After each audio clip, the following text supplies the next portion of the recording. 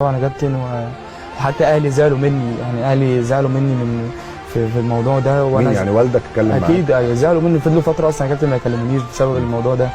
يعني فضلوا فتره انك تعمل كده. ايوه طبعا كلموني، بس انا فعلا يا كابتن انا ما كانش قصدي والله ان انا ما حسيتش بنفسك. لا ساعتها انا عملت اكتر منك بكتير، ما كنتش حاسس بكده يا كابتن والله. وكلمت طبعا الكابتن وليد، كلمته كتير.